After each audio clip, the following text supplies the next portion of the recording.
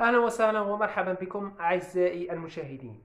اليوم سنتحدث عن القمة التي جمعت بين المنتخب الإنجليزي والمنتخب الهولندي، وسنتحدث أيضا عن القمة الفرنسية الإسبانية. لكن لا تنسوا الاشتراك في القناة. مباراة كبيرة جمعت بين فريقين. المنتخب الإنجليزي استطاع في اللحظات الأخيرة أن يثبت على أنه الأحق بأن يصل إلى المباراة النهائية ليلاقي المنتخب الإسباني الذي فاز بدوره بهدفين لهدف على المنتخب الفرنسي.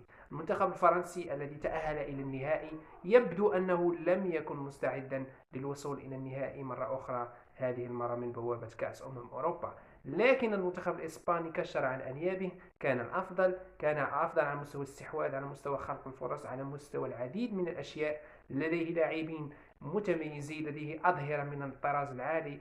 ولامين جمال هذه الموهبة الصغيرة، هذا اللاعب الذي دخل التاريخ بكونه أصغر لاعب سجل في بطولة أوروبا ب 16 سنة و 362 يوم.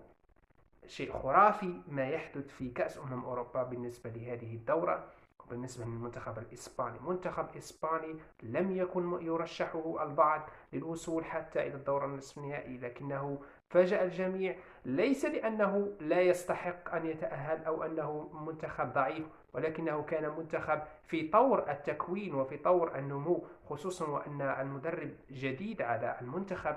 لافوينتي جاء بعد خروج إنريكي من كأس العالم، وبالتالي هذه الفترة القصيرة استطاع للأمانة أن يقوم بتنظيم منظومة كبيرة على مستوى الدفاع، على مستوى وسط الميدان، على مستوى الهجوم.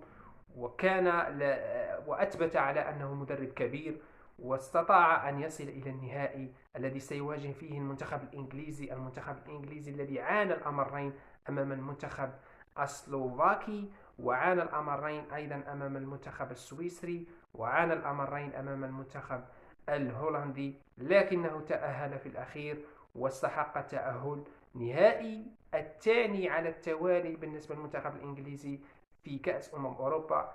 نعلم بأن النهائي الذي جمعه بإيطاليا في ويمبلي في ملعبه أمام جماهيره انتهى لصالح المنتخب الإيطالي سنة 2020 بالفوز بضربات الترجيح، وكانت خيبة أمل بالنسبة لعشاق وجماهير المنتخب الإنجليزي.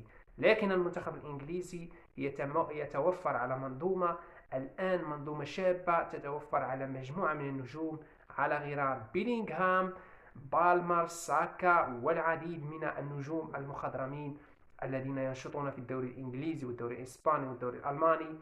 ولديهم قناص من طراز عالي وهو هاري كين، الحائز على الحذاء الذهبي مع المنتخب مع بايرن ميونخ، باعتباره هو هداف الدوريات الخمس الكبرى. وبالتالي كل هذه الأشياء تجعلك تفكر من سيفوز في النهائي. هل المنتخب الإسباني الأكثر إقناعا منذ بداية الدورة، ولم ينهزم ولا مباراة ولم يتعادل في أي مباراة، وحسم كل المباريات في الدقائق الأصلية ولم يصل إلى الأشواط الإضافية، عكس المنتخب الإنجليزي الذي كان في غالب الأحيان يذهب إلى الضربات الترجيحية والأشواط الإضافية. كل هذه الأشياء تجعل المنتخب الإسباني يتفوق نسبيا على الورق على المنتخب الإنجليزي. لكن كرة القدم لا تعترف بالأوراق ولا تعترف بالأفضل خارج الميدان، بل تعترف من سيكون جاهز في نهائي بين المنتخب الإسباني والمنتخب الإنجليزي. كل الظروف التي تحدثنا عنها فيما سبق، إمكانية الفوز بالنسبة للمنتخب الإسباني الأكثر إقناعا، أكثر إمتاعا، كل هذه قد تتغير في لحظة، في خطأ من المدافع، في هفوة من مدافع، في أي شيء ممكن أن يحدث في النهائي. ولكن الحظوظ تبقى بالنسبة للمنتخب الإسباني بنسبة 60% إلى 40% بالنسبة للمنتخب الإنجليزي. لا يمكن أن تتكهن في هذه المباراة، خصوصا أن المنتخب الإنجليزي لديه خبرة في هذه المسابقة. وصل إلى نهائي 2022 وهو يصل إلى نهائي 2024. ستكون خيبة أمل بالنسبة للمنتخب الإنجليزي إذا لم يحقق اللقب، لأنه يبحث على اللقب منذ سنوات ولم يحقق هذا اللقب في طوال مسيرته الاحترافية، طوال مسيرته على مستوى كأس أوروبا. وصل إلى النهائي 2020 و2024. مباراة ستكون كبيرة بين العملاق الإنجليزي والإسباني.